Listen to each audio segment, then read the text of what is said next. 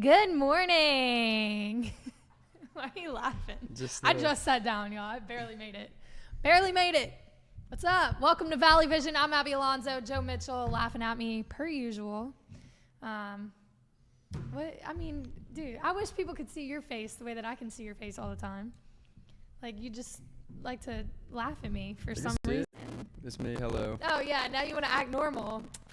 Anyway, we had a beautiful performance from LSU football this weekend. Joe and I got to go to the game this weekend, which was super cool. Did that vlog, took a little break, went and watched some football, did the vlog again after. Got some great content coming at y'all on Wednesday. Lots of editing to do. We'll hammer that out real quick, get it to y'all on Wednesday. So be on the lookout for that. Before we do recap that win from Saturday, please hit the sub button. We're growing. We put a goal for ourselves to hit 100 subscribers by the game on Saturday. We did. We have 104. Slow growth, but we're getting there. We did. We hit a goal. I'll take it. Every like, comment, share, it goes a really long way for us. So if you're feeling nice, maybe just drop a little like or a comment or send it to somebody. Okay, let's talk football. They moved up to number 19 in the AP poll. That was released this morning, right? Yeah. Yesterday. Yeah, I saw it this morning, but it was released yesterday. We just finished up with Brian Kelly's presser. He basically said what we're all thinking. It was a very complete game from a team we've been looking for to kind of find some cohesiveness, especially on defense. The offense is elite. We'll get into the numbers in a minute. But the defense has slowly progressed. We had Whit Weeks in here this morning. He was on Up and In with Anthony. That episode will release next Tuesday, so go subscribe to that channel. But he said it as well. Brian Kelly said it in his presser. Whit said it this morning. The progress is there. They're fixing the little things, and you're seeing it slowly week to week. Just they're fixing the things that were a huge problem in week one and have now become less of an issue for this team.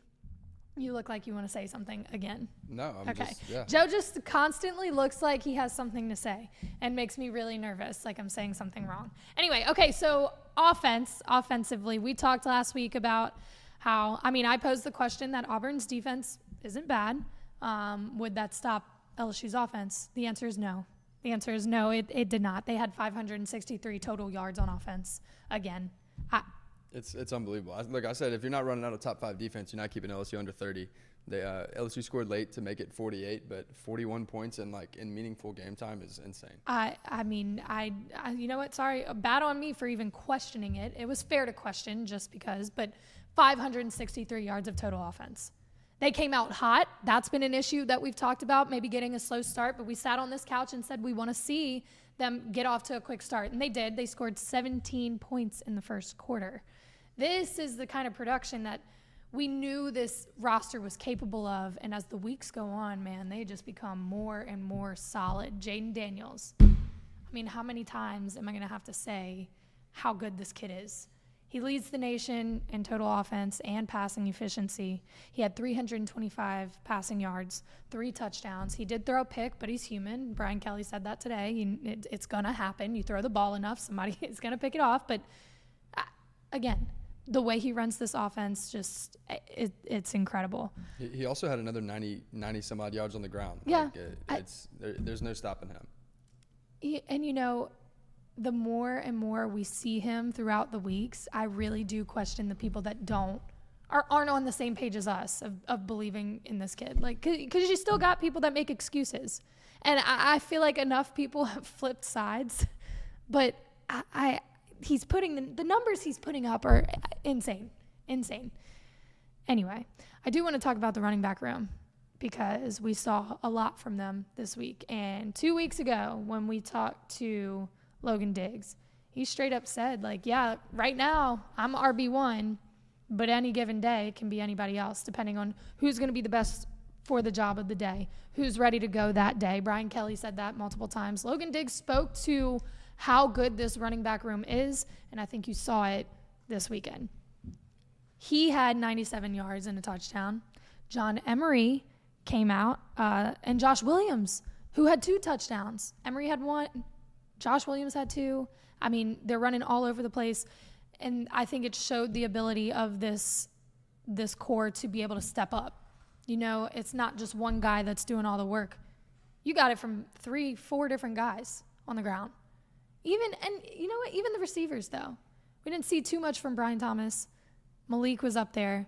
But it was Kyren Lacy who led the receiver room. Yep. Best game of the season for him, 111 yards and a touchdown. Yeah. The offense is popping off, and every week I feel like we see just one more person takes that next step to become a real threat. And this week was it was on a beautiful, what's the word I'm looking for?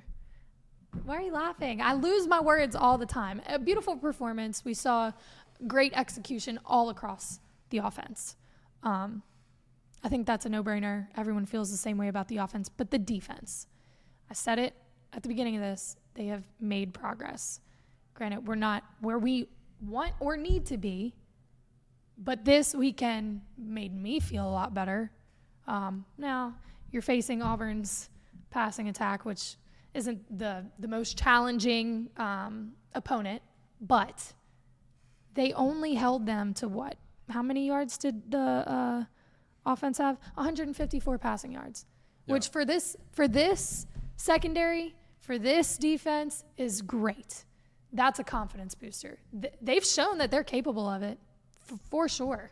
And I think it goes back, again, Coach Kelly talked today about how it has been on the coaches. And from the beginning, he thinks the issue was a lot of the guys didn't know their role, like fully, like explicitly know their job. So, and he said it before in press conferences of, you know, you're trying to do somebody else's job, just do your own.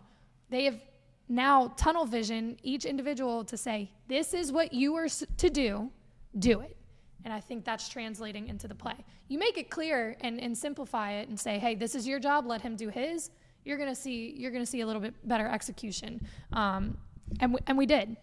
It was physical, which that was a question I brought up to you and Trey on, you know, this is always a physical game. Are we going to follow suit? Is it going to continue that way? And it did. It was a physical game. The tackling was a little bit better.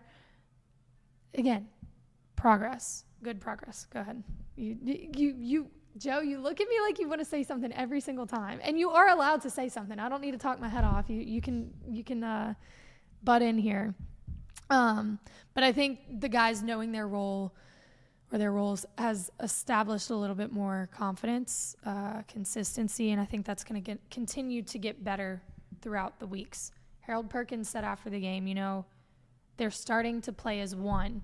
You brought that up last week about how, you know, stop trying to, you don't have anything, you're not looking for validation from the media anymore. You know where you stand in the rankings of defense, and you know where your faults are, and stop trying to prove something. Stop trying to look for validation outside. Play for your brothers is what you said. Harold Perkins brought that point up and how they're playing for each other and more as a unit and as one rather than individuals trying to do a whole bunch of separate jobs. So they're on the right trend. Now, you brought up early this morning that the SEC is wide open again. Yeah. Can you elaborate why that might be? Yeah, I mean, look, LSU essentially holds their own. Like they hold they control their own destiny the rest of the way out. I guess not technically, but Ole Miss is gonna have to play Georgia, so that gets really tricky. That's gonna be a tough one to win. LSU still gets to host Bama, or not host, but they still get to play Bama. Mm-hmm. They'll host A&M. So I think it's favorable for LSU the rest of the way. But unfortunately for Georgia, Brock Bowers is hurt.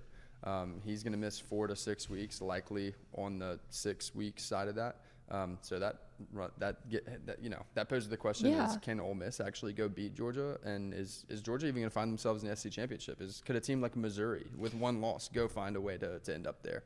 And that's crazy to think that one player could have such an impact. But Brock Bowers is a very good player and has a huge part of that team. So well, look, the team that LSU just beat 48-18 lost by 7 to Georgia because Brock Bowers had 125 yards and a couple touchdowns of his own. Like, he took over that game in the fourth quarter. So I'm not willing to just explicitly say LSU would be favored against Georgia and I'm rocking to put up 50 in that game. Like, that's not what I'm saying.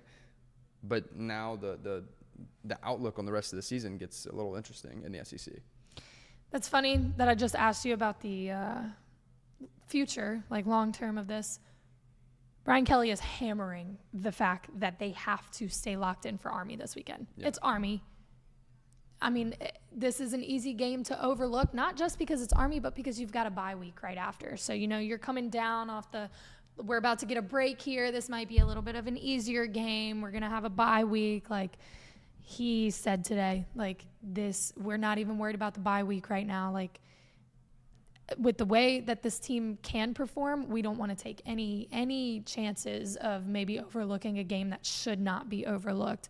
And he put it as saying, this team is either on or we're off. There is no dimmer. And I really like the way that he said that because it's true. Mm-hmm.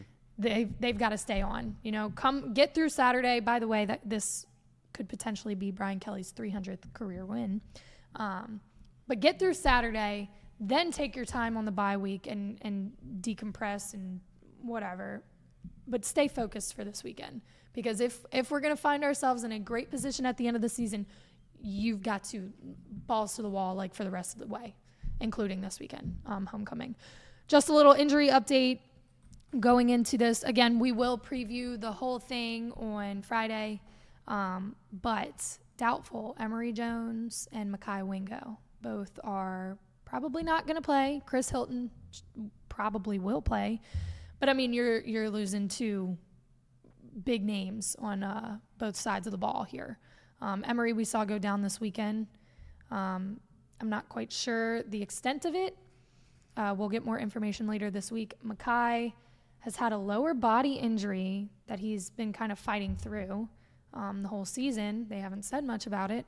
But Brian Kelly said this is about the time where, not that he can't play, but it might be smarter to, let him get right, fix things for this game, and then going into the bye week, have that 2 week or almost 3 week rest period before heading right into Bama. So those two guys probably not going to play this weekend. How it will affect the offense and the defense we'll get into on Friday. So make sure you subscribe and come back on Friday whenever we do preview.